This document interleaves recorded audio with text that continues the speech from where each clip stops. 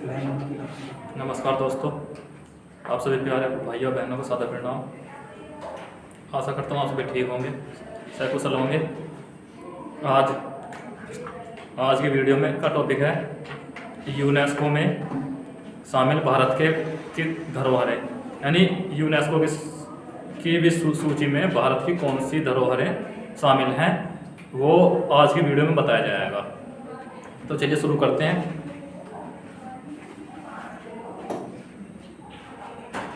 UNESCO में शामिल भारत के विश्व विरासत स्थल।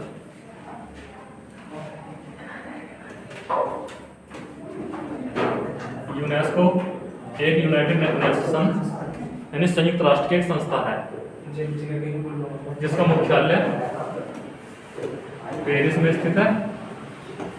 पेरिस फ्रांस की राजधानी है। इसकी फुल फॉर्म है United Nation Education Scientific and Cultural Organisation. इसमें विश्व के वे विरासती स्थल शामिल किए जाते हैं जो वहाँ की संस्कृति को, वहाँ के कल्चर को और वहाँ के आर्किटेक्चर को दर्शाते हैं, जो संरक्षित यानी कि जो वहाँ की धरोहरें हैं, यानी सांस्कृतिक और राजनीतिक और कल्चरल जो वहाँ की धरोहरें हैं, इस संस्था में उन्हें शामिल किया जाता है। इस समय वर्तमान में भारत की 42 यानी 42 धरोहरें यूनेस्को में शामिल हैं।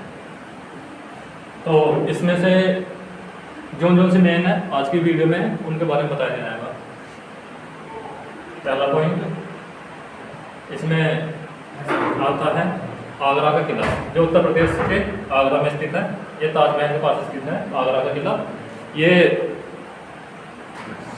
दिल्ली के लाल किले से मिलता जुलता है और इसका निर्माण अकबर ने शुरू करवाया था, और अकबर के साथ साथ अकबर ने इसका निर्माण शुरू करवाया था, लेकिन पूर्ण करवाया था अकबर के पोते शाहजहां ने। अकबर का बेटा था जहांगीर, जहांगीर का बेटा था शाहजहां। शाहजहां ने इस किले का निर्माण पूरा करवाया था। ये ताजमहल के पास स्थित है उत्तर प्रदेश का आगरा में। अगला पॉइंट है अजंता की गुफाएं। अजंता की गुफाएं ये स्थित है महाराष्ट्र में। अजंता की ये जो आप देख रहे हो, ये पहाड़ को काट कर बनाई गई है गुफा। कि किस प्रकार बनाई गई होंगी, ये कितनी मेहनत करी गई होगी ना बनाने के लिए, कि जो ये पहाड़ को काट कर, पहाड़ को खोदता करके जब गुफा बनाई गई है, इनकी टोटल संख्या है 29 यानी 29 है इनकी टोटल गिनती। और ये महाराष्ट्र के औरंगाबाद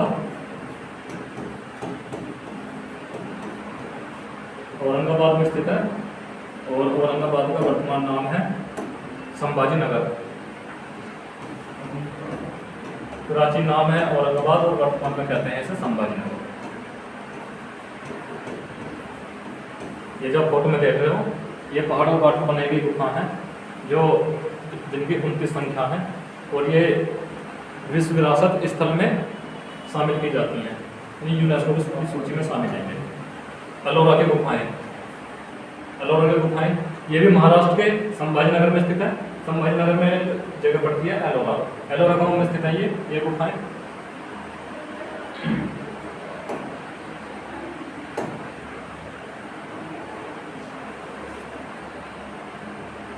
और इनकी संख्या है, इनकी टोटल संख्या है 34। ये महाराष्ट्र में स्थित है, और इनका निर्माण राष्ट्रकूट राजा ने करवाया था।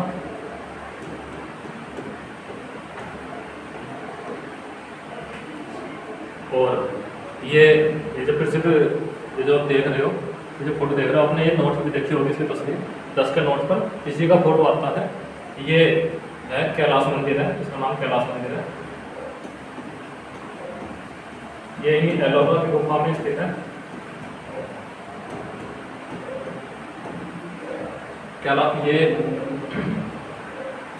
ये विश्व के आश्चर्य की सूची में तो शामिल नहीं है, लेकिन विश्व के आश्चर्य से कम नहीं है। ये पहाड़ों को काट कर बनाया गया था, और इतना पहाड़ काटा गया था कि अगर से इसके मलबे को दूसरी जगह कहीं डालते तो दूसरा पहाड़ तैयार हो जाता। ये राजपूत राजाओं ने बनवाया था और इसकी संरचना कुछ कुछ कैलाश पर्वत से मिलती जुलती है, इसलिए इसका नाम कैलाश मंदिर रखा गया है। और इसका फोटो नोट पर जाता है।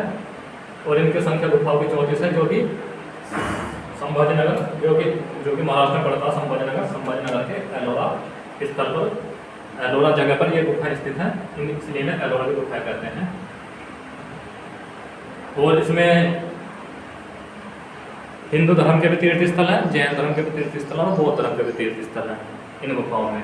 और ये जो कैलाश मंदिर है, इस पर एक तरफ मूर्तियों द्वारा पूरी रामायण उकेरी गई है और एक दीवार पर पत्थर को काटकर पूरी महाभारत उकेरी गई है।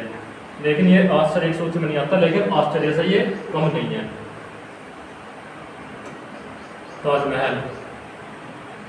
ताजमहल ये उत्तर प्रदेश के आगरा में स्थित है। इसका निर्माण शाहजहां ने करवाया था यमुना नदी के तट पर। और इसमें बताया जाता है कि इसमें शाहजहां के मुमताजी कब्र है, लेकिन इसके ऊपर काफ़ी विवाद है। और कब्र बताई जाती है यहाँ ऊपर छत पर, जो देखने जाते हैं, जो पर्यटक जाते हैं वो अंदर जाते हैं कब्र देखने के लिए यहाँ इस जगह। तो विवाद तो इसी बात पर है कि 2 मंजिले पर ऊपर छत पर कब्र किसी की कैसे बनेगी, क्या छत पर दफनाया जाएगा किसी को, जो छत पर कब्र है। लेकिन इसमें अंदर नहीं जाया जाता, जहाँ पर मेन कब्र होनी चाहिए, ऊपर जाते हैं। तो इसके बारे में भी विवाद होता रहता है कि ताजमहल नहीं है, ये पहले कुछ और था। लेकिन फिर भी जो कुछ भी था, लेकिन इसके निर्माण शाहजहां ने करवाया था कि इसका कुछ और थी इसकी नींव, लेकिन उसके ऊपर निर्माण करवाया था ताजमहल का। ये करवाया था शाहजहां ने। और ये विवाद का विषय है, जांच का विषय है कि ये पहले क्या था। लेकिन जो अब है, अब इसे ताजमहल के नाम से जाना जाता है। और यहाँ ये विश्व के 7 आश्चर्य हैं। 7 आश्चर्यों में इसकी गिनती की जाती है ताजमहल की। भारत का एकमात्र है ये जिसकी विश्व के 7 आश्चर्यों में स्थान आता है। लेकिन कैलाश मंदिर ये भी आश्चर्य से कम नहीं है, मंदिर से कम नहीं है। ताजमहल तो सबके कहीं नहीं टिकता, लेकिन फिर भी जो आश्चर्य में नाम आता है वो ताजमहल का आता है।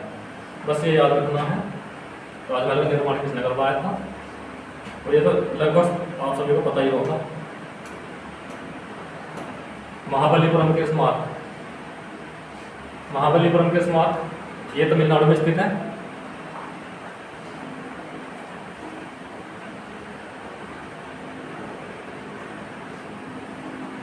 महाबलीपुरम के स्मारकों का निर्माण पल्लव वंश के राजाओं ने करवाया था 8वीं सदी में। और ये महाबलीपुरम या महामलपुरम पल्लव वंश की राजधानी हुआ करती थी, जो तमिलनाडु में स्थित है। और ये अलग अलग मंदिर हैं, अलग अलग शिखर हैं मंदिरों के। ये सभी मंदिरों के अलग अलग नाम हैं। उन्हें रथ मंदिर का नाम से जाना जाता है। ये अलग अलग हैं सब, और कोई किसी आराध्या को समर्पित है, कोई किसी देवी देवता को समर्पित है। सब अलग अलग सबके अलग अलग ये मंदिर बनाए गए हैं जो पल्लव राजाओं ने बनवाए थे और 8वीं सदी में बने थे। ये काफ़ी प्राचीन है, तो काफ़ी भारत की ये प्राचीन धरोहर है ये। तो इसीलिए इन्हें यूनेस्को की विश्व विरासत सूची में शामिल किया गया है। सूर्य मंदिर ये उड़ीसा के कोणार्क में स्थित है। और इसका निर्माण गंगवंश के राजाओं द्वारा करवाया गया था कोणार्क में। और इसका अर्थ है कोण प्लस अर्थ,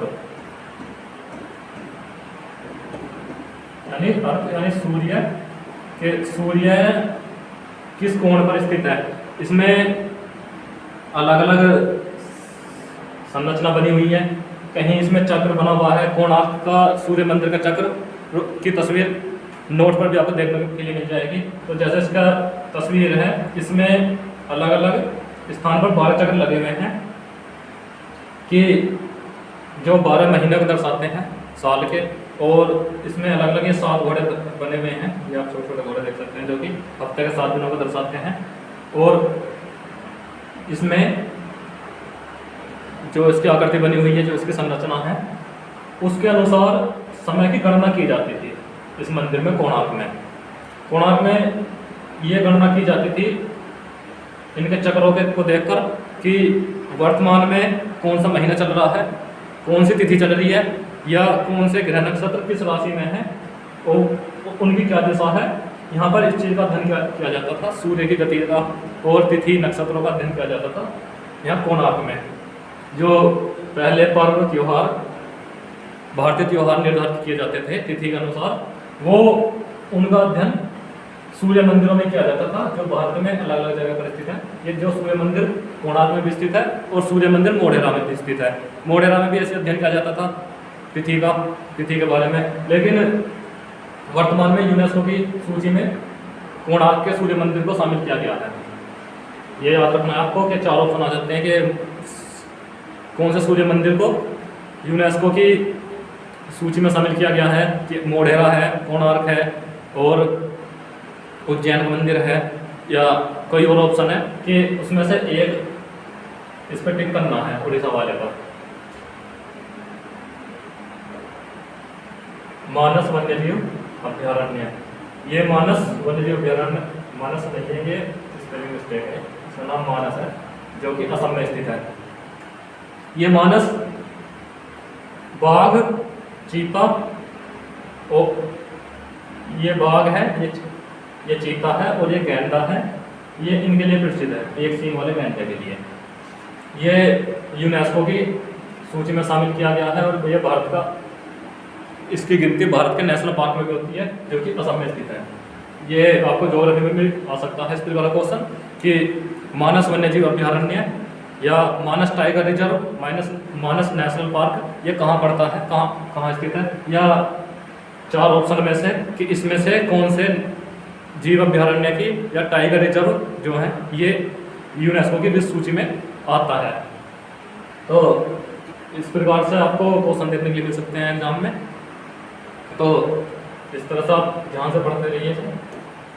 काजीरंगा राष्ट्रीय पार्क या काजीरंगा नेशनल पार्क या उद्यान, ये असम में स्थित है और ये एक सींग के गैंडे के संरक्षण के लिए विश्व प्रसिद्ध है। ये असम में पड़ता है, काजीरंगा राष्ट्रीय पार्क, ये काजीरंगा पड़ता है, काजीरंगा जो असम में स्थित है। ये ध्यान रखना आपको, ये क्वेश्चन आया हुआ भी है कि काजीरंगा नेशनल पार्क निम्न में से किस राज्य में पड़ता है। 4 ऑप्शन होंगे उसमें, 4 ऑप्शन में से कौन सा असम होगा वो आपको टिक करना है।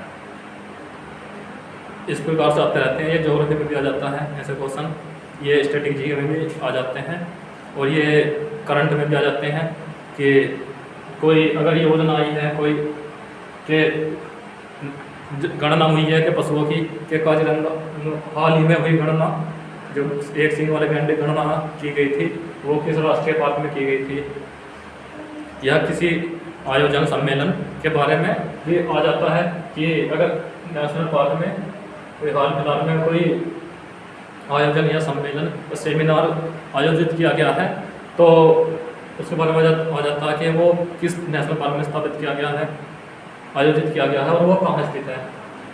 इस प्रकार से देखने के लिए मिल सकते हैं आपको।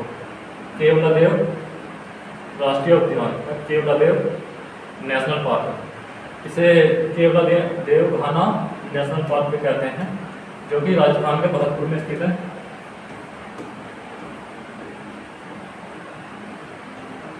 और यहाँ ये रामसर साइट भी घोषित किया गया है।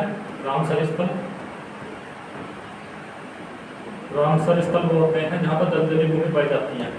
जैसे ये देख रहे हो आप, ये दलदली भूमि है, यानी कि वहाँ पर 1-2 फुट पानी हमेशा भरा रहता है, उसे कहते हैं रामसर स्थल। और यहाँ पर प्रवासी पक्षी आते हैं प्रवास करके, जैसे ये आप देख रहे हैं फोटो में, ये साइबेरिया का पक्षी है, जो साइबेरिया से आता है। ये काफ़ी दूर जाते हैं ऐसे पक्षी। ये यहाँ पर भरतपुर के केवलादेव नेशनल पार्क में जो है ये पक्षियों के लिए प्रसिद्ध है, जो पक्षियों के ऊपर अध्ययन करते हैं, पक्षियों के बारे में शोध करते हैं और अनुसंधान करते हैं। तो वो केवलादेव घाना नेशनल पार्क में उनके लिए उचित स्थान है पक्षियों के ऊपर अध्ययन करने के लिए, कि इतनी दूर से पक्षी बिना किसी GPS के या बिना किसी गूगल मैप के सहायता से कि इतना दूर का सफ़र कैसे तय कर लेते हैं और कैसे मौसम का अनुमान लगा लेते हैं कि यहाँ का मौसम अनुकूल है हमारे लिए, पक्षियों के लिए। तो इस प्रकार का अध्ययन करने के किया जाता है केवलादेव घाना नेशनल पार्क में, जो राजस्थान के भरतपुर में स्थित है, और ये प्रवासी पक्षियों के आवास के लिए प्रसिद्ध है। गोवा का चर्च, गोवा का चर्च जैसे नाम से स्पष्ट है, ये गोवा में स्थित है। ये इसका फोटो देख सकते हो आप, ये इस चर्च का फोटो है। और ये चर्च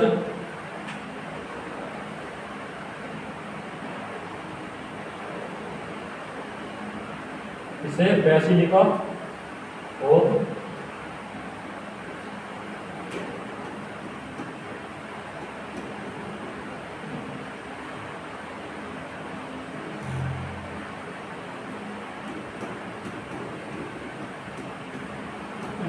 इस चर्च को बेसिलिका ऑफ जीसस के नाम से भी जाना जाता है।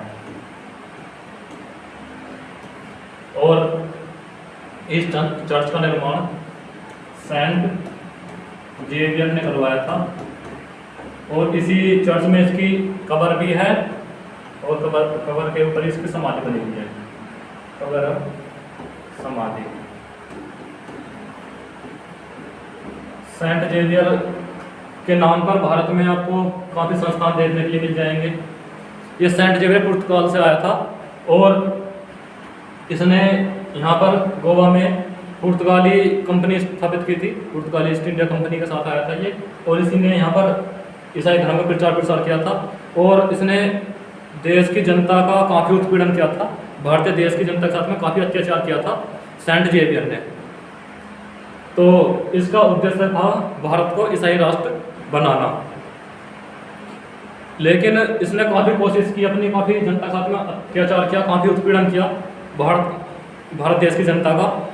उस समय देश में मुगल शासन था, मुगल काल चल रहा था, मुगलों का शासन था उस समय, लेकिन मुगलों ने सेंट जेवियर से देश की जनता की कोई ऐसी इसके अत्याचारों से कोई सुरक्षा नहीं की। तो इसने अपना पूरा प्रयास किया कि भारत को में जितने भी ये हैं, ये भारतवासी हैं, इनके मूल धर्म से इन्हें धर्म विमुख करके इन्हें क्रिश्चियन धर्म से जोड़ दो, यानी कि भारत को क्रिश्चियन नेशन बना दो, ईसाई राष्ट्र। इसने अपना भरसक प्रयास किया, लेकिन मरते टाइम इसने ये बात कही कि अगर देश में, भारत देश में ब्राह्मण नहीं होते तो मैं भारत देश को ईसाई नेशन बना देता, कि भारत देश की जो संस्कृति और सभ्यता है उसकी जो रक्षा कर रहे हैं, रक्षा करने का दायित्व ब्राह्मणों ने अपने पर उठा रखा है। ब्राह्मण जिस प्रकार से रक्षा कर रहे हैं देश की, अगर ये ब्राह्मण नहीं होते भारत में तो मैं इसे भारत को आसानी से ईसाई राष्ट्र बना देता। तो ये सेंट जेवियर का कथन था ब्राह्मणों के लिए। तो आज भी ब्राह्मणों के लिए जो नफरत देखी जाती है देश में, उसका कारण यही है कि जो काम सेंट जेवियर ने किया था, क्या उद्देश्य से आया था कि भारत को की संस्कृति को पूरा बदल दो, या आज भी जो गजवाए हिंद के सपने देख रहे हैं, या भारत को ईसाई जो मिशनरियाँ आई हुई हैं, तो वे भी उन्हें भी ब्राह्मण से नफरत इसी वजह से है। जो ब्राह्मणों के खिलाफ देश में, देश की न्यूज़ में और यहाँ की विचारधारा में जो नफरत देखी जाती है, नफरत का कारण यही है कि जैसे नफरत सेंट जेवियर में थी, और वही नफरत आज की विचारधारा में देखने के लिए मिल जाएगी आपको, आज के साहित्य में मिल जाएगी, फिल्मों में मिल जाएगी देखने के लिए, सिनेमा में मिल जाएगी। तो जो उद्देश्य सेंट जेवियर का था वही आजकल उद्देश्य है इन्हीं कुछ वामपंथी विचारधारा वाले नेताओं का है, और इन साहित्य और सिनेमा और न्यूज जो चलाते हैं ये उनका है।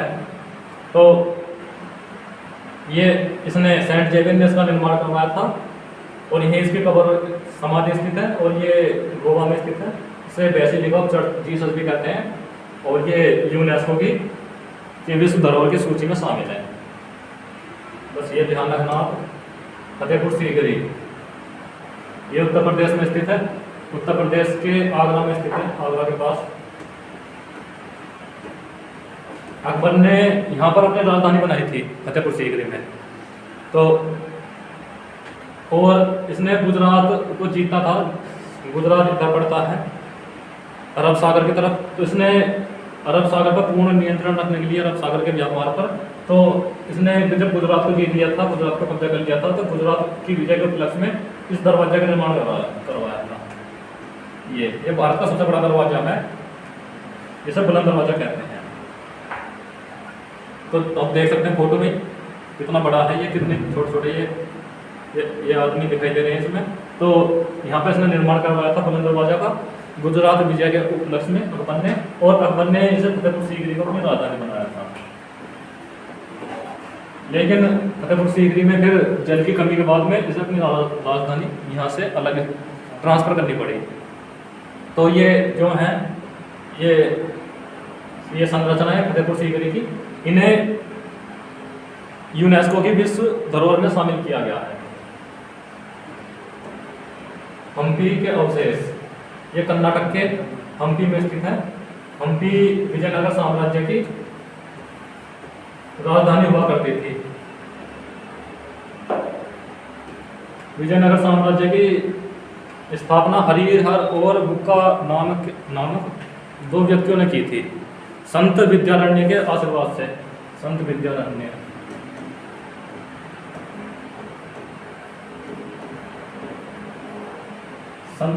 ने हरिहर और बुक्का को विजयनगर साम्राज्य की स्थापना करने के लिए प्रेरित किया था। ये दक्षिण भारत का बहुत बड़ा साम्राज्य था विजयनगर, और ये संत विद्यारण्य एक ब्राह्मण संत थे, और इन्होंने ये जो विजयनगर साम्राज्य था ये हिंदू साम्राज्य था। तो इन्होंने उत्तर भारत में जो मुगल थे, मुगलों का विस्तार रोकने के लिए इन्होंने, संत विद्यारण्य ने विजयनगर साम्राज्य की स्थापना के लिए हरिहर को दो भैया थे, उन्हें प्रेरित किया था। और ये काफी समय तक एक समृद्धशाली राज्य रहा, और लेकिन फिर बाद में किसी वजह से युद्ध में, और आखिरी युद्ध हुआ था बन्नी हट्टी का युद्ध या तालीकोटा का युद्ध, उस युद्ध में विजयनगर साम्राज्य नष्ट हो गया। तो जो शत्रु राष्ट्र थे, जो निजाम था और जो हैदराबाद निजाम था, बीजापुर था, तो इन्होंने जब ये विजयनगर हार गया तो इस विजयनगर को नष्ट कर दिया, यानी खूब उत्पाद मचाया, खूब तोड़ फोड़ करी। तो इसके अवशेष बचे हुए हैं, ये इसके अवशेष हैं, और ये जो आप फोटो में देख रहे हैं ये अवशेष हैं। लेकिन जब अवशेष इतने सुंदर है, तो ये सोचो कि जब ये रहा होगा विजयनगर साम्राज्य अपनी चरम सीमा पर, उस समय कितना सुंदर रहा होगा। जब इसके आज अवशेष इतने सुंदर दिखाई देते हैं, तो अपनी जब इसका निर्माण क्या होगा तब कितना सुंदर होगा। ये इसमें जो पहिए दिख रहे हैं, ये पहिए घूमा करते थे पहले, यानी घूमकर इसमें ये बनी हुई थी तिल्ली बनी हुई थी इसमें इस प्रकार से। तो इन्हें घुमाकर समय की गणना की जाती थी, इन्हें देखकर कि जैसे इसकी परछाई कहाँ पड़ रही है, कौन सी उसमें पड़ रही है, कौन सी तिल्ली में पड़ रही है और किस दिशा से पड़ रही है, तो इससे समय की गणना की जाती थी इन चक्रों से। लेकिन फिर बाद में ये जाम हो गए, जाम कर दिए गए, जिससे इन्हें क्षति ना पहुंचे किसी वजह से। तो ये हम्पी अवशेष, ये हम्पी में है कर्नाटक में, और ये विजयनगर साम्राज्य की राजधानी थी। ये संत विद्यारण्य ने इसकी स्थापना करवाई थी। बस ये ध्यान रखना। खजुराहो मंदिर, ये खजुराहो मंदिर मध्य प्रदेश से खजुराहो में स्थित है।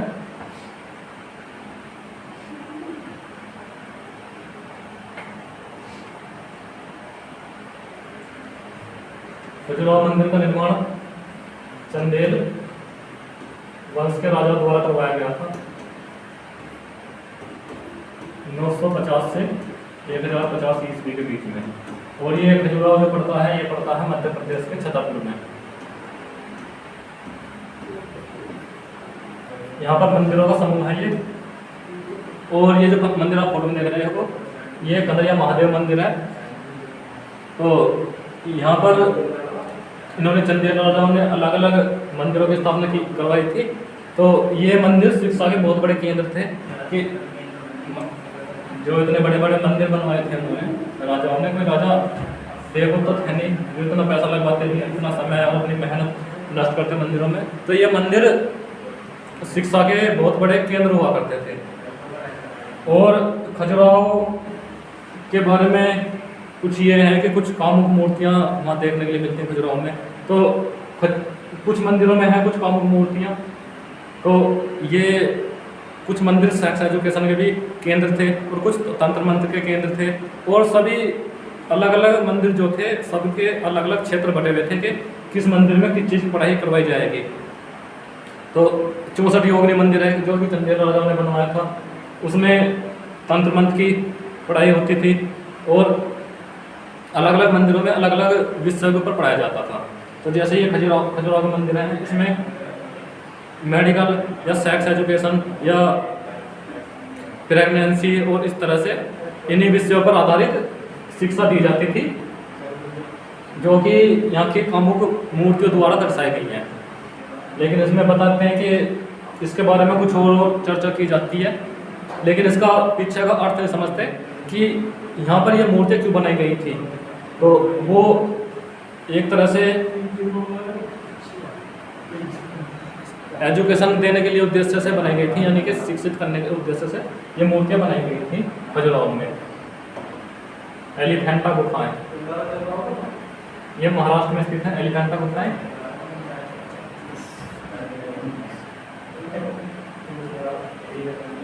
और एलिफेंटा गुफाएं ये महाराष्ट्र के मुंबई के पास स्थित है। इनका निर्माण राजपूत राजाओं द्वारा करवाया गया था, राजपूत वंश के राजाओं द्वारा। ये पत्थर को काटकर यानी पहाड़ को काटकर जब गुफाएं बनाई गई हैं, ये जो गुफा तस्वीर देख रहे हो कि ये पहाड़ को अंदर से खोदता करके जब बनाई गई है, तो आप देख सकते हो कि कितनी बड़ी संरचना पहाड़ों को काटकर कैसे बनाई गई होगी। ये मूर्तियाँ भी बनी गई हैं जो समय के साथ नष्ट होती चली गई। और इसकी आप ऊंचाई की कल्पना कर सकते हो, ये एक वयस्क या अडल्ट पुरुष की फोटो है। तो इसके अनुसार आप इसकी ऊंचाई की कल्पना कर सकते हो कितनी बड़ी होगी ये। और ये अंदर पहाड़ को खोदता करके तब इनका निर्माण किया गया था। एलिफेंटा गुफा ये मुंबई में स्थित है। यहाँ पर बाहर गेट पर एलिफेंट यानी हाथी की मूर्तियाँ बनी हुई हैं, तो इस वजह से इसे एलिफेंटा की गुफाएं भी कहते हैं। चोल मंदिर, ये तमिलनाडु के तंजौर में स्थित है। तंजौर या तंजावुर भी कहते हैं। और इसे चोल राजाओं द्वारा बनवाया गया था, चोल वंश के राजाओं द्वारा। इसे या बृहदेश्वर मंदिर भी कहते हैं, बृहदेश्वर या राजराजेश्वर मंदिर या राजराजेश्वर।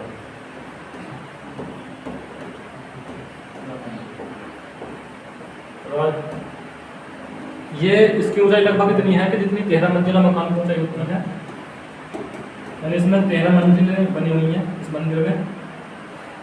और ये बिना सीमेंट बिना चुनने के बनाया गया है कि ऐसे बनाया गया जैसे टाइल को आप फांस के बनाते हैं, लगाते हैं टाइल फांस के, इस प्रकार से टाइल फांस के ये बनाया गया है। और ये जो आप शिखर देख रहे हो उसको मंदिर का, ये केवल एक सिंगल पत्थर से का बना हुआ है ये शिखर, ये जो आप देख रहे हो। और इसका वजन लगभग जो अनुमान लगाया जाता है 80 टन वजन है। 80 टन यानी 800 कुंटल। 800 कुंटल कितना बैठेगा कि 20 टायर ट्रक में भी नहीं आने का इतना भारी पत्थर। तो उस समय कौन सी इंजीनियरिंग रही होगी कि जो 13 मंजिला ऊपर इतना भारी पत्थर रख दिया। और 13 मंजिल ऊपर इतना भारी पत्थर कैसे रखा गया होगा। ये तब की बात है। इसका निर्माण लगभग लगभग 10वीं सेंचुरी में किया गया था, यानी 10वीं सदी में किया गया था इसका, यानी लगभग ताजमहल से भी ये 500 वर्ष पुराना है। यानी ताजमहल आश्चर्य है, लेकिन ये आश्चर्य की सूची में नहीं आता। तो इस बारे में आप सोच सकते हो कि क्या उपेक्षा के भाव रहे होंगे मंदिर के प्रति यहाँ की सरकार के, और जो संस्था हैं जैसे यूनेस्को है और विश्व की संस्था है, उनके प्रति क्या भाव रहे होंगे। ये कब रखा गया था पत्थर, यानी कि जो जेसीबी से भी रखना मुश्किल है कि जब जेसीबी का आविष्कार करने वालों के भी पूर्वजों का जन्म नहीं हुआ था। इस मंदिर का निर्माण तब कर दिया था, ये कर दिया था चोल राजाओं ने। बस ये याद रखना चोल मंदिर कहाँ स्थित है और इसका निर्माण किसने करवाया था, और ये यूनेस्को की विश्व धरोहर में शामिल है। बस ये याद रखना।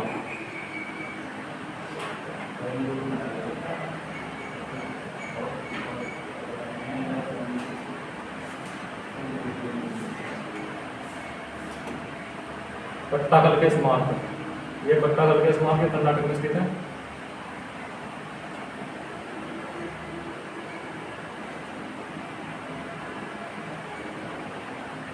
और इनका निर्माण करवाया था चालुक्य वंश के राजाओं ने।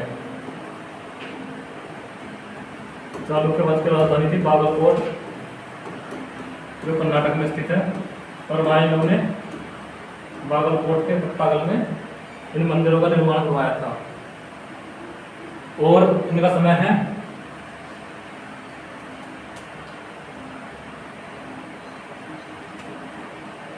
ये 7वीं से 8वीं सदी के बीच में इनका निर्माण करवाया गया था चालुक्य वंश राजा द्वारा, यानी कि 7वीं सदी, यानी कि सन 600 ईस्वी से बाद में, 600 ईस्वी से 800 ईस्वी से पहले इन मंदिरों का निर्माण करवाया गया था।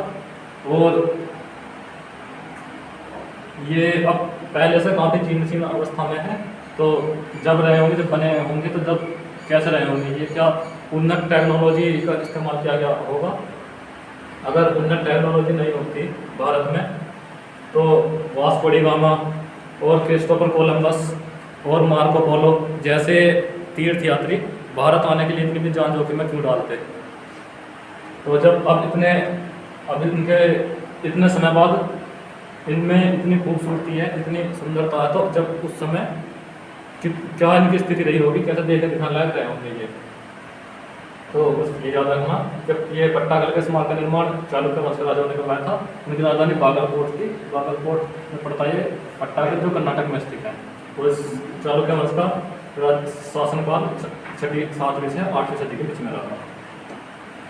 सुंदरवन राष्ट्रीय उद्यान, ये पश्चिम बंगाल में स्थित है। सुंदरवन नेशनल पार्क, और ये जो है ये गंगा, ब्रह्मपुत्र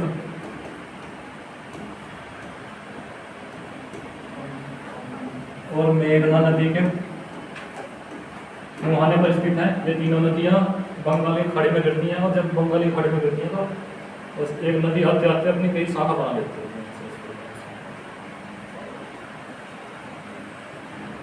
इस प्रकार से शाखा बना लेती है। तो ऐसे ही ये बन की जगह बची इसके बीच की, यानी नदियों के बीच की जो जगह बच जाती है इस आकार की जो जगह बच जाती है, इन्हीं को डेल्टा कहते हैं।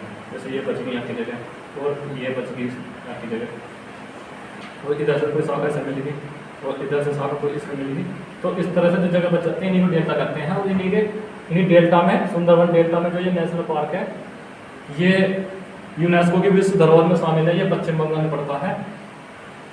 और ये टाइगर रिजर्व भी है, यहाँ बंगाल टाइगर भी पाए जाते हैं, रॉयल बंगाल टाइगर कहते हैं जिन्हें। और ये इनका निर्माण गंगा, ब्रह्मपुत्र और मेघना नदी के द्वारा किया जाता है। जब अपना जल बंगाली खाड़ी में डालती है तो अलग अलग शाखाओं में विभाजित होने के बाद में तो इसके बाद संरचना बना ली अपनी। तो जैसे जैसे संरचना बनी है तो इनके बीच की, नदी के बीच की जो बच जाती है भूमि, उसी को डेल्टा कहते हैं। सुंदरवन इसका नाम इस वजह से, ये पेड़ आप देख रहे हो, पेड़ ये सुंदरी के पेड़ है, सुंदरी वृक्ष नाम है इनका, यानी सुंदरी के वन के नाम से सुंदरवन कहते हैं। अगला पॉइंट है नंदा देवी राष्ट्रीय अभयारण्य में फूलों की घाटी। ये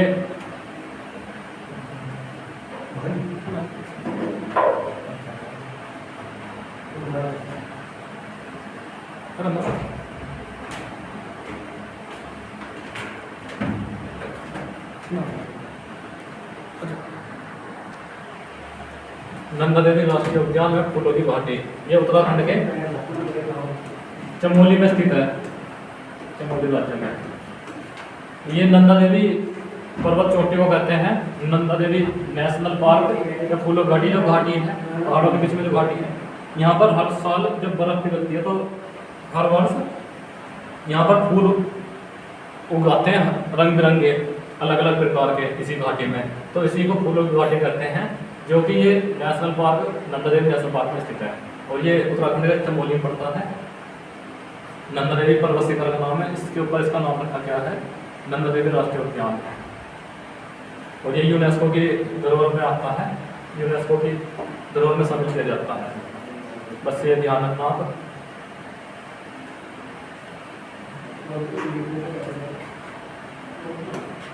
सांची का स्तूप ये मध्य प्रदेश में स्थित है।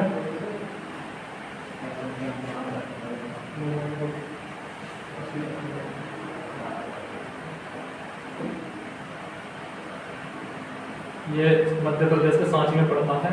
ये 3वीं सदी ईसा पूर्व में इसका निर्माण राजा मौर्य वंश के राजा अशोक द्वारा किया गया था। मौर्य वंश का राजा अशोक, जो कि चंद्रगुप्त मौर्य का पोता था, और चंद्रगुप्त मौर्य ने मौर्य वंश की स्थापना की थी। उसका बेटा था बिंदुसार, बिंदुसार का बेटा था अशोक, सम्राट अशोक, सम्राट भी कह देते हैं इसे। और ये जो स्तूप है, ये देख रहे हो गोल आकार का, इसे स्तूप कहते हैं। और इसका निर्माण राजा अशोक द्वारा किया गया था। ये स्तूप तभी बना हुआ है 30वीं शताब्दी ईसा पूर्व का। ये काफ़ी प्राचीन संरचना है और इसी को यूनेस्को की विश्व धरोहर में शामिल किया जाता है। हुमायूं का मकबरा जो दिल्ली में स्थित है, ये हुमायूं की पत्नी हमीदा बानो बेगम ने बनवाया था।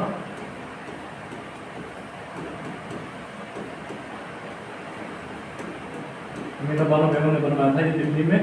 हमीदा बानो बेगम ये अकबर की माँ थी और इसने निर्माण भी करवाया था हुमायूं को। हुमायूं बाबर का बेटा था जो मुगल वंश से संबंधित था, और ये इसकी पत्नी द्वारा इसका मकबरा बनवाया गया था दिल्ली में। कुतुब मीनार दिल्ली में स्थित है। इसके बारे में कहा जाता है कि इसका निर्माण कुतुबुद्दीन ऐबक ने करवाया था। इसमें ये 5 मंजिलें हैं वर्तमान में। पहले इसमें 7 हुआ करती थी, 2 ये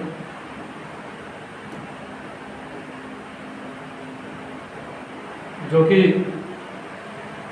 किसी कारणवश ये तोड़नी पड़ी कि यहाँ पाला महोदय था पास में, जिसे इंदिरा गांधी इंटरनेशनल एयरपोर्ट भी कहते हैं, कि इन 2 ऊपर की जो बिल्डिंग थी इसमें इनकी कुछ जर्जर हालत हो गई थी और खतरा ये था कि हवाई जहाज की उड़ान भरते हुए या लैंड करते हुए कभी हादसा ना हो जाए कुछ, इस वजह से 2 ऊपर की बिल्डिंग उतारनी पड़ी। कोई कहता है इसका निर्माण कुतुब मीनार का कुतुबुद्दीन ऐबक ने करवाया था। ऐबक गुलाम वंश का शासक था जो, और कोई कहता है इसका निर्माण बरामीर ने करवाया था। ये मेहरौली में स्थित है दिल्ली के। मेहरौली का प्राचीन नाम मिहिरावली था, यानी बरामीर के नाम पर मिहिरावली था इसका नाम। तो इसका निर्माण ये कहा जाता है कि बरामीर ने करवाया था। ये गोल गोल आप देख रहे हैं संरचना, ये इस प्रकार से गोल गोल ऐसे, ये 24 हैं गिनती में। तो ये अध्ययन समय को 24 भाग में बांटने के लिए और पूरे दिन का अध्ययन करने के लिए इसका निर्माण किया गया था कि दिन में 24 घंटे होते हैं कि कौन सी परछाई कहाँ पड़ेगी, किस उसमें पड़ेगी, अब कौन सा समय चल रहा है। नीचे 24 हैं, ऊपर जाकर ये 12 हो जाते हैं, ऊपर जाकर 12 हो गए थे, यानी कि जो ऊपर है ये ऊपर 12 हो गए थे।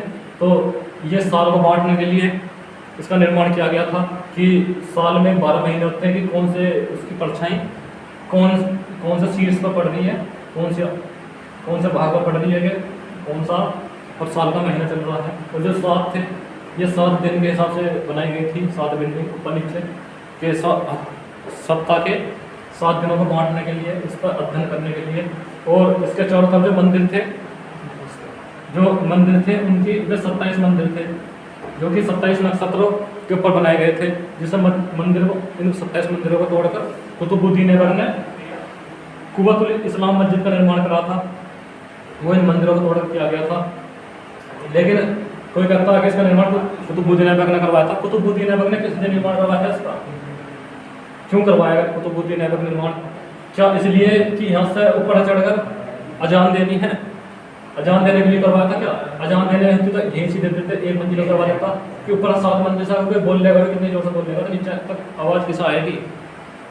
या यहाँ से देखने के लिए चारों तरफ सुरक्षा के वजह से करा था कि, तो सुरक्षा के लिए किया था। तो यहाँ सुरक्षा के लिए कौन सा किला था यहाँ, कि अगर कोई सुरक्षा के लिए आ भी रहा है, कोई हमलावर आ भी रहा तो वो क्यों आएगा? और आएगा भी तो बचाव कैसे करेंगे, कौन से संविधान से बचाव करेंगे? यहाँ तो कोई किला भी नहीं था इसके आसपास।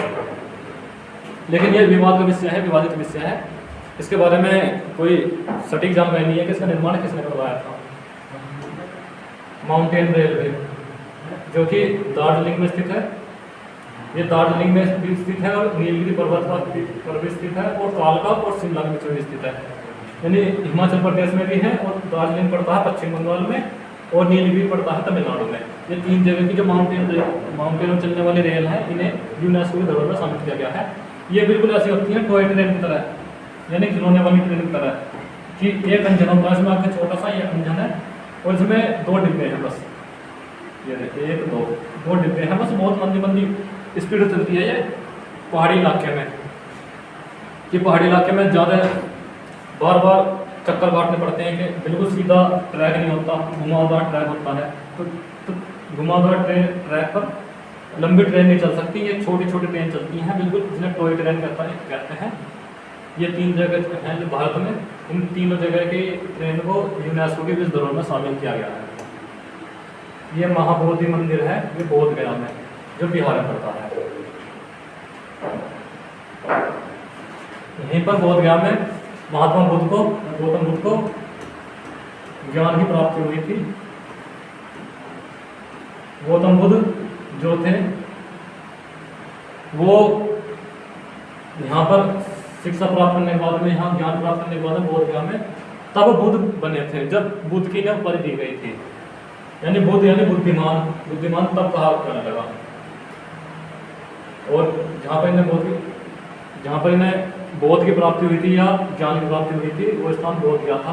और यहीं पर इन्हीं की स्मृति में ये महाबोधि मंदिर बनाया गया है, जो बिहार में स्थित है, बिहार में बोध गया में। और ये यूनेस्को की विश्व धरोहर में शामिल किया जाता है। ये इसकी आप तस्वीर देख सकते हैं।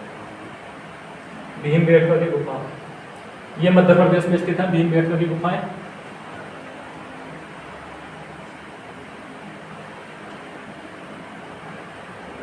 ये मध्य प्रदेश के रायसेन जिले में स्थित है। ये जो आप गुफा देख सकते हो, ये गुफा, यहाँ पर पाषाण काल के आवास पाए जाते हैं। यानी कि जब मानव जाति यानी पाषाण यानी पत्थरों में रहती थी, पत्थरों से औजार बनाती थी और पत्थरों से शिकार करती थी, यानी पत्थरों तक सीमित थी। उस समय के जब मानव थे तब उनके आवास को दर्शाती है कि किस प्रकार से वो पत्थरों के बीच में रहते थे। ये गुफा पाषाण काल में निर्मित की गई थी, जो कि रायसेन में स्थित है। रायसेन मध्य प्रदेश में पड़ता है। ये जब भीमबेटका गुफा भी कहते हैं। ये काफ़ी प्राचीन होने की वजह से और काफ़ी पाषाण काल से संबंधित जानकारी उपलब्ध होने की वजह से इसे यूनेस्को में शामिल किया गया है। चंपानेर पावागढ़ पार्क, ये पड़ता है गुजरात में।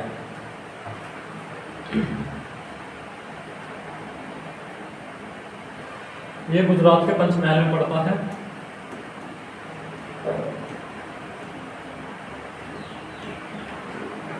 ये प्राचीन गुजरात की राजधानी थी, चंपानेर और पावागढ़। और ये उस समय के अवशेष हैं जो आप देख रहे हैं। तो तब गुजरात को गुर्जर के नाम से जाना जाता था। ऐसे इसमें जानकारी मिलती है कहीं कहीं कि गुजरात को गुर्जर राष्ट्र के नाम से जाना जाता था, फिर बाद में कालांतर में नाम बदल कर इसको गुजरात हो गया। और यहाँ पर उस समय के कुछ प्राचीन अवशेष हैं चंपानेर और पावागढ़ में, या चंपानेर पावागढ़ पार्क कहते हैं, जो कि पंचमहल में स्थित है गुजरात के। इसे यूनेस्को की धरोहर में शामिल किया गया है। छत्रपति शिवाजी टर्मिनल, इसे पहले विक्टोरिया टर्मिनल के नाम से जाना जाता था, ये कि जो कि महाराष्ट्र के मुंबई में स्थित है। इसे 1996 तक विक्टोरिया टर्मिनल के नाम से जाना जाता था। 1996 के बाद में छत्रपति शिवाजी महाराज के नाम पर इस टर्मिनल का नाम रख दिया गया। ये रेलवे स्टेशन है।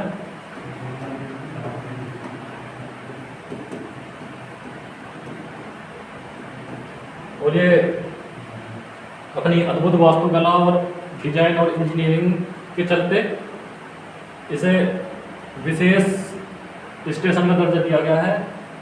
जैसे इसकी आप संरचना देख रहे हो, तो इसकी विशेष आकृति को देखते हुए इसे यूनेस्को की विश्व विरासत स्थल की सूची में शामिल किया गया है। लाल किला तो दिल्ली में स्थित है। ये हर साल 15 अगस्त पर यहाँ झंडा फहराया जाता है, इसके बारे में जानते हो आप सभी। तो ये लाल किला भी यूनेस्को में शामिल किया गया है, यूनेस्को की विश्व विरासत सूची में, जो दिल्ली में स्थित है। जंतर मंतर जो राजस्थान के जयपुर में स्थित है, इसका निर्माण सवाई राजा जयसिंह ने करवाया था। जयसिंह द्वितीय ने इसका निर्माण करवाया था।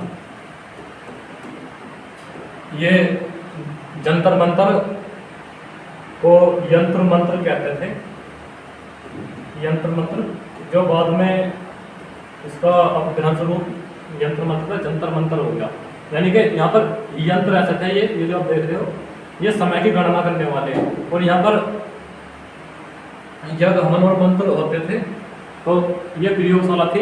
ये जो आप यंत्र देख रहे हो, ये इनसे समय की गणना की जाती थी। अलग अलग यंत्र अलग अलग समय की गणना के लिए उपयोग किए जाते थे। कि जैसे उनकी परछाई पड़ती है, परछाई से गणना की जाती थी कि सूरज अपने इस समय किस राशि में है और इस समय कौन सा महीना चल रहा है।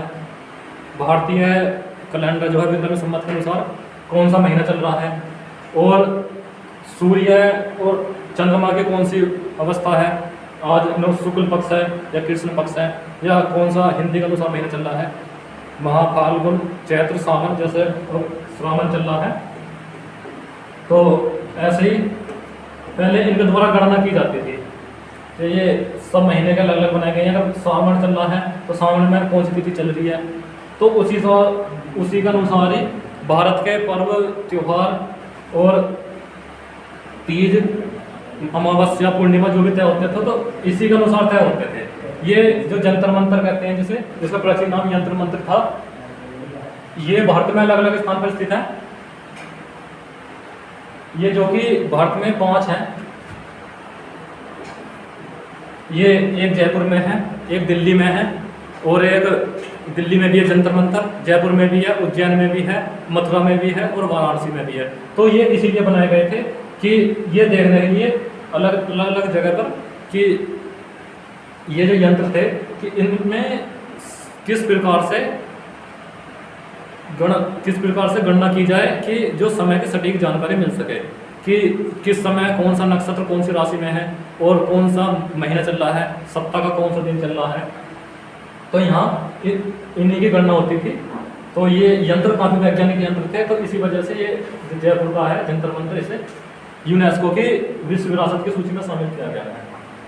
पश्चिमी घाट, ये जो नक्शे में देख रहे हो आप, ये पश्चिमी घाट कर्नाटक, केरल, महाराष्ट्र, तमिलनाडु में पड़ता है। ये यहाँ पर काफ़ी जैव विविधता पाई जाती है, यानी बायोडाइवर्सिटी पाई जाती है। काफ़ी भिन्न भिन्न प्रकार की वनस्पति और जीव जंतु देखने के लिए मिलते हैं इसमें। तो इसी वजह से इसे जो ये पश्चिमी घाट है, इसे यूनेस्को की विश्व धरोहर सूची में शामिल किया गया है। यहीं पर एक जगह पड़ती है वायनाड, केरल में, जो पश्चिमी घाट में आती है।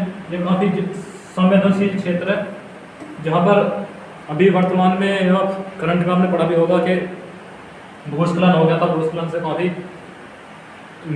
जाने गई, काफ़ी बड़ा हादसा हुआ था। तो वो वायनाड इसी में पड़ता है, केरल में। ये पश्चिमी घाट में पड़ता है। तो अलग अलग जैव विविधता की वजह से इसे पश्चिमी घाट को यूनेस्को की विश्व धरोहर में शामिल किया गया। जैसे इस तरफ पश्चिमी घाट है, इसी तरफ पूर्वी घाट पड़ता है, तो पूर्वी घाट के मुकाबले यहाँ जैव विविधता ज़्यादा देखने को मिलती है, यानी कि जीवों की विविधता। इस वजह से इसे पश्चिमी घाट को यूनेस्को की विश्व विरासत सूची में शामिल किया गया है। चित्तौड़गढ़ किला, ये चित्तौड़गढ़ किला राजस्थान में पड़ता है, राजस्थान के चित्तौड़ में।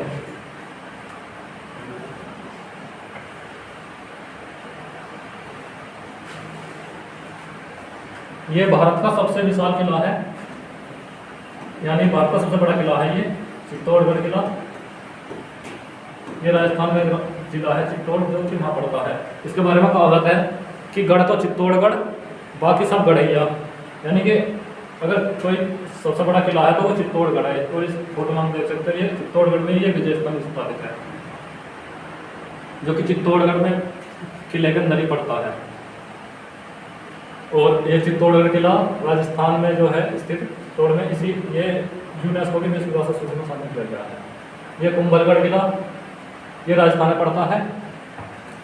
ये भी अपनी विशालता के वजह से यूनेस्को की विश्व विरासत सूची में शामिल किया गया है, जो कि राजस्थान के सवाई माधोपुर में पड़ता है।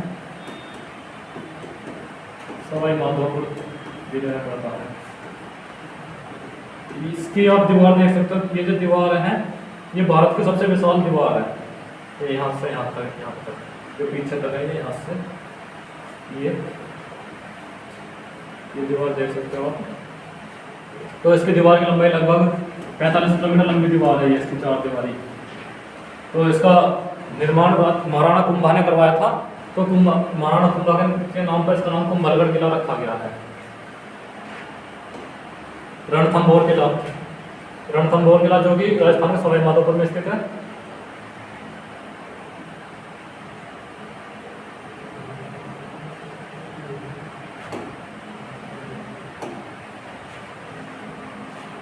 ये भी अपनी आर्किटेक्चर और वास्तुकला के अनुसार विश्व विरासत सूची में शामिल किया गया है। ऐसे भी जैसलमेर किला, जो कि राजस्थान के जैसलमेर में स्थित है। और यह फोटो में देख सकते हो कि इसमें यानी जैसलमेर की जनता इसके अंदर रहती है। जैसलमेर किले के अंदर, यानी भारत का एकमात्र ऐसा किला है जिसके अंदर वहाँ की जनता रहती है। और इसे पीले आकार की वजह से, पीले रंग की वजह से इसे भारत का सोनार किला या स्वर्णिम किला भी कहा जाता है।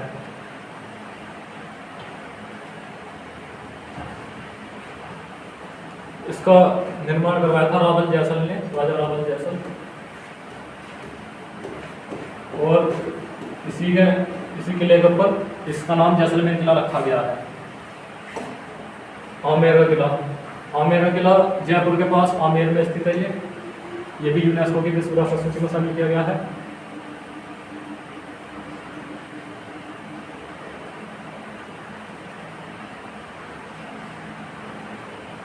और एक और है गागरोन का किला, ये कि जो झालावाड़, राजस्थान झालावाड़ में स्थित है।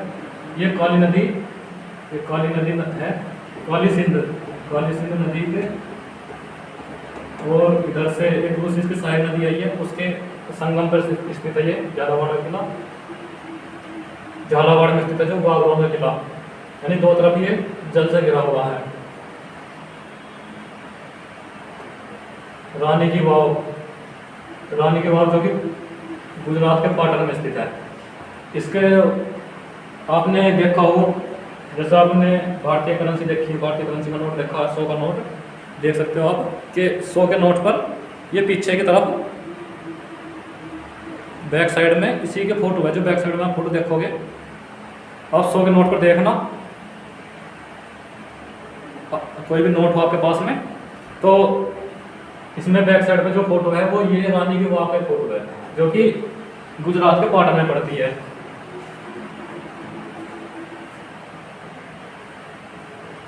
ये धरती से 7 मंजिल नीचे है।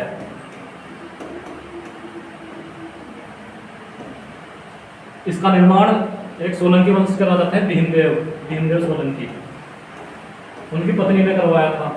और ये एक एकमात्र संरचना ऐसी है जैसे मंदिर बनते हैं भारत में, तो उसका जो शिखर बनता है तो ऊपर को बनता हो, धरती से ऊपर को, ये एकमात्र ऐसी संरचना है जो धरती से नीचे को बनाई गई है मंदिर के आकार की। ये 7 मंजिला है ऊपर नीचे, जो कि फोटो में आप देख सकते हो 1 2 3 4 दिखाई गई है, और 3 और है इसमें नीचे। इसका निर्माण सोलंकी वंश का राजा भीमदेव सोलंकी की पत्नी थी उदयमती, इनकी पत्नी थी उदयमती ने करवाया था इसका निर्माण। लेकिन ये आश्चर्य से कम नहीं है कि 7 मंजिल संरचना का निर्माण धरती से नीचे किस इंजीनियरिंग का प्रयोग करके करवाया गया होगा। तो कुछ तो जरूर बात होंगी कि कुछ तो जरूर, वरना इतने सारी दुनिया के लोग बाग जितने ब्रिटिश ईस्ट इंडिया कंपनी, और चाहे अफगानी हो, चाहे तुर्की हो, चाहे अरब के हों, चाहे ब्रिटेन के हों, चाहे पुर्तगाल के हों, के सब भारत आने के लिए क्यों उत्सुक थे। कुछ तो बात रही होगी, कुछ इस प्रकार की इंजीनियरिंग, इस प्रकार की अद्भुत वास्तुकला को देख के भला भारत में आने के लिए कौन अपनी जान जोखिम में नहीं डालता। ये संरचना है जो कि आप देख सकते हैं 100 के नोट के पीछे भी आई है। ये यूनेस्को की विश्व विरासत सूची में शामिल की जाती है। ग्रेट हिमालयन राष्ट्रीय पार्क, ये राष्ट्रीय नेशनल पार्क है जो कि हिमाचल प्रदेश में स्थित है, जो कि कुल्लू में पड़ता है। यहाँ की सुंदरता की वजह से इस नेशनल पार्क को यूनेस्को की विश्व विरासत सूची में शामिल किया गया है। Great Himalayan national park, Himachal Pradesh Kullu. ये ज्योग्राफी में भी आ सकता है इस प्रकार का क्वेश्चन, और इस प्रकार का क्वेश्चन आपको स्टैटिस्टिक्स में देखने के लिए मिल सकता है। और ये जीएस में आपको कैसे भी किसी भी प्रकार से आपको कंपटीशन में, आपको एग्जाम में ये देखने के लिए मिल सकता है इस प्रकार का क्वेश्चन। नालंदा, नालंदा जो कि बिहार के नालंदा में स्थित है। ये पहले यूनिवर्सिटी हुआ करती थी।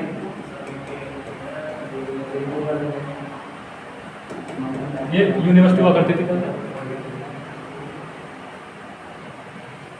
तो ये जैसा आप देख रहे हो संरचना, ये फोटो में देख रहे हो आप कि ये पहले इस प्रकार की हुआ करती थी, जो ये कि एनिमेशन द्वारा बनाई गई है। और ये जो नीचे के आप लाल लाल देख रहे हो, ये वर्तमान में ये अब इसके केवल ये अवशेष बचे हैं।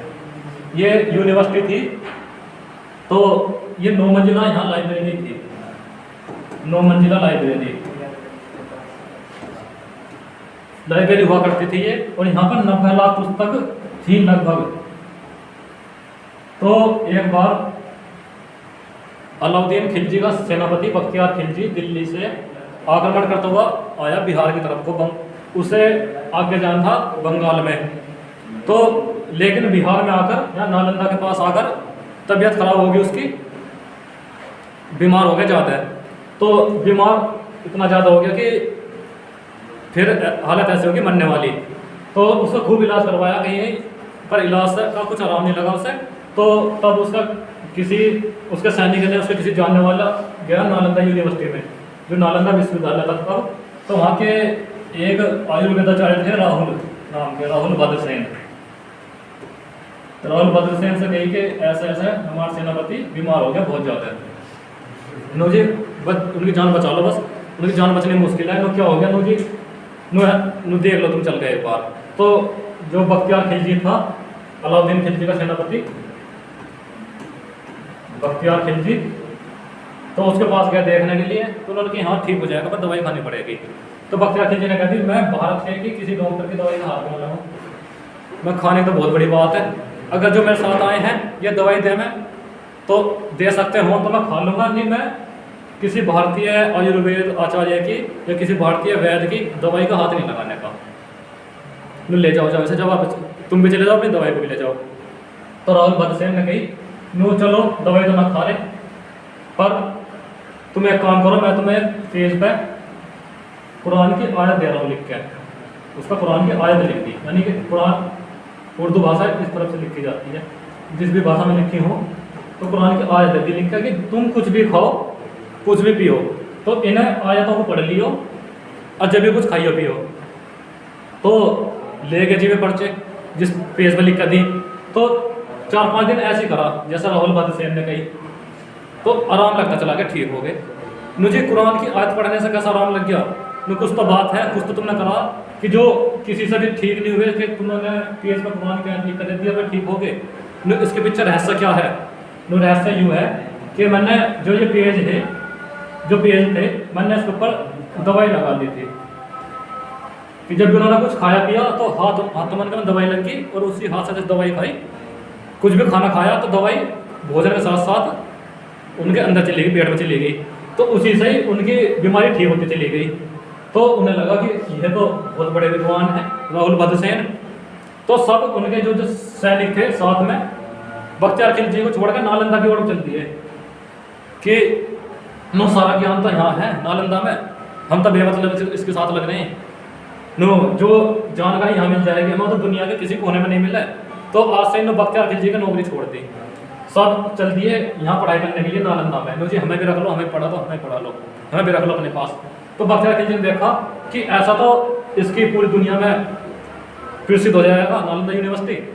तो ना उसने बख्तियार खिलजी ने अपनी सेना लेकर जो यहाँ पुस्तकालय था नालंदा विश्वविद्यालय में वो जलवा दिया, जो 90 लाख पुस्तक थी, यानी हाथ की लिखी हुई 90 लाख पुस्तक। उस समय में कितना समय लगा होगा इसे लिखने में, और इतनी पुस्तक थी कि 2 महीने तक लगातार लाइब्रेरी चलती रही। को 2 महीने तक कितना ज्ञान विज्ञान चला होगा उस समय। तो राहुल और जो जो जो यहाँ पर शिक्षक थे, जो वैद्य थे, आयुर्वेदाचार्य थे, और जो जिस चीज़ का विद्वान था, अगर किसी ने रोकने की कोशिश करी तो वे मार दिया बख्तियार खिलजी ने। तो और ये तोड़ दिया, ध्वस्त कर दिया। ये केवल उसके अवशेष बचे हुए हैं नालंदा में, बिहार में। तो ये कहते हैं कि जितना इन्होंने आक्रमण करा विदेशियों ने, मुगलों ने और अरब वालों ने, तुर्क वालों ने, उससे ज़्यादा सबसे ज़्यादा नुकसान जो करा वो करा नालंदा विश्वविद्यालय को ध्वस्त करके। यानी अब सोचो कि अगर हम नोट्स बना रहे हैं, कॉपी में नोट्स लिख रहे हैं किसी चीज़ के, तो एक कॉपी बनने में हमें महीने लग जाते हैं एक कॉपी में नोट्स लिखने में। उस समय ये 90 लाख पुस्तक थी लगभग। तो कितनी मेहनत लगी होगी ना लिखने में, जो कि इसने बख्तियार खिलजी ने एकदम आगे जला दी। और वो तो तब जला दी कि जब वो जान भी इसकी नालंदा विश्वविद्यालय नहीं बचाई थी इसके आयुर्वेदाचार्य ने। और वर्तमान में अभी करंट में ये आपको ये क्वेश्चन देखने को मिल सकता है कि वर्तमान में ही पीएम मोदी ने नालंदा में एक यूनिवर्सिटी की स्थापना की है। ये भी आ सकता है क्वेश्चन। तो ये जो अवशेष हैं नालंदा के, ये यूनेस्को की विश्व धरोहर सूची में शामिल किए जाते हैं। ये कंचनजंगा राष्ट्रीय पार्क ये पड़ता है सिक्किम में, जो आप फोटो देख रहे हो कंचनजंगा नेशनल पार्क की फोटो है। और ये कंचनजंगा जो है ये सिक्किम की एक पहाड़ी पर्वतीय चोटी है, पर्वतीय चोटी, यानी ये विश्व की तीसरी सबसे ऊंची चोटी है, 3 नंबर पर आती है। और यानी 3rd नंबर पर आती है कंचनजंगा, पहले नंबर पर आती है माउंट एवरेस्ट और दूसरे पर आता है K2। K2 भारत में है और कंचनजंगा भी भारत में है, सिक्किम में। और लेकिन माउंट एवरेस्ट नेपाल में पड़ता है ये। तो इसी चोटी के ऊपर इसका नाम रखा गया कंचनजंगा नेशनल पार्क, जो सिक्किम में स्थित है। और ये इसकी विविधता की वजह से और इसके संरचना की वजह से, और जैसे जिस प्रकार का यहाँ पर हरियाली पाई जाती है, उस को देखते हुए इसे इसका यूनेस्को की विश्व सूची में शामिल किया गया है। ली कार्बूसियर के स्थापत्य कार्य, यानी ये पढ़ते हैं चंडीगढ़ में। ये आप देख रहे हो ये चंडीगढ़ का नक्शा है, ये सैटेलाइट मैप है चंडीगढ़ का। यानी जब ये चंडीगढ़ राजधानी बना था पंजाब की, तो जब ये प्लानिंग के तहत चंडीगढ़ राज्य बसाया गया, तो आप इसकी सड़क देख सकते हो, बिल्कुल एक पैटर्न पर आधारित है, बिल्कुल इक्वल डिस्टेंस है सबके बीच में, यानी बराबर डिस्टेंस है और सारे सेक्टर बराबर एरिया के बटे हुए हैं। और इस तरह से भी सड़क बराबर बटी हुई है और इस तरह से भी सड़क बराबर बटी हुई है। तो जिस प्रकार से ये प्लानिंग के तहत चंडीगढ़ बसाया गया था, तो उसको देखते हुए जो इसके ये हैं स्थापत्य कार्य ली कार्बूसियर के, तो इसे यूनेस्को की विश्व धरोहर सूची में शामिल किया गया है। यानी सैटेलाइट का मैप देखकर ऐसा लगता है कि किसी ने बिल्कुल कोई कलाकारी कर दी हो, जैसे बिल्कुल इक्वल डिस्टेंस पे, ऐसे इस तरह से। तो ये चंडीगढ़ का मैप है तो यहाँ चंडी माता मंदिर के नाम पर इसका नाम चंडीगढ़ रखा गया है। ली कॉर्बूसियर ने इसका नक्शा बनाया था और इसका नक्शा बनाया था और इसकी प्लानिंग की थी। और ये इनके यानी कि ये इंजीनियर थे, चंडीगढ़ शहर को बसाने वाले। अहमदाबाद का ऐतिहासिक शहर, यानी अहमदाबाद पूरे शहर को एक हेरिटेज सिटी घोषित किया गया है। हेरिटेज यानी विरासत सिटी, यानी ये अहमदाबाद जो था इसको सुल्तान अहमद शाह द्वारा इसका निर्माण किया गया था 1100 ईस्वी में। सुल्तान अहमद शाह द्वारा, अहमद शाह ने अपने नाम पर इसका नाम अहमदाबाद रखा था। ये अहमद शाह के समय में ये अहमदाबाद गुजरात की राजधानी हुआ करता था और ये इसकी जो प्राचीन धरोहरें हैं और इससे सारी धरोहरों को एक साथ मिलाकर अहमदाबाद को भारत का पहला और एकमात्र हेरिटेज सिटी यानी विरासत शहर घोषित किया गया है। मुंबई का विक्टोरियन आर्ट डेको एंसेंबल, और नहीं है, विक्टोरियन आर्ट डेको एंसेंबल।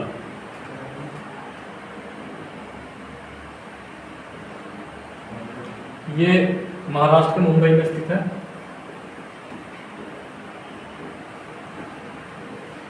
ये पहले थिएटर हुआ करता था, थिएटर या सिनेमा हॉल, और यहाँ पर रंगमंच के कार्य होते थे। इसकी स्थापना ब्रिटेन की रानी विक्टोरिया के नाम पर की गई थी 1929 में। 1929 में तो तब यहाँ पर सिनेमा हॉल चलते थे और यहाँ पर थिएटर होते थे और यहाँ रंगमंच के कार्य किए जाते थे। इसमें ये जो फोटो देख रहे हो इसे आर्ट के कार्य किए जाते थे, यानी आर्ट और डेकोरेशन के कार्य किए जाते थे इस एंसेंबल में, यानी ये रंगमंच था।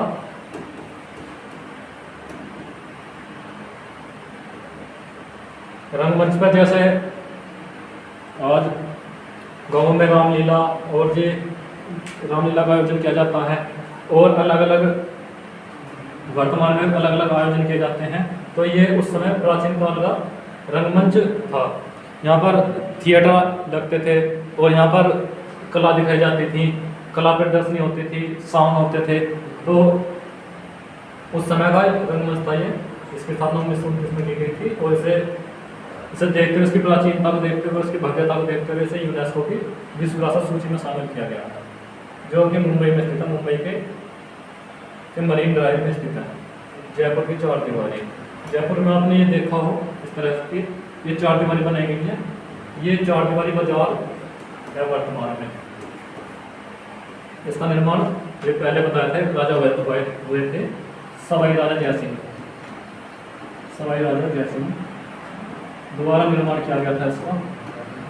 और इसकी संरचना को देखते हुए, इसकी भव्यता को देखते हुए, ये चार दीवारी थी, उसमें गेट थे अलग अलग और इसके अंदर वर्तमान में तो बाजार भरे जाते हैं। तो इसको वर्तमान में यूनेस्को की विश्व विरासत सूची में शामिल किया गया है। और फिलहाल वीडियो में इतना ही। ठीक है, उम्मीद करते हैं आपको वीडियो पसंद आई होगी। तो मिलते हैं नई वीडियो में नए टॉपिक के साथ में। और आप सभी को नमस्कार, जय हिंद, जय भारत दोस्तों।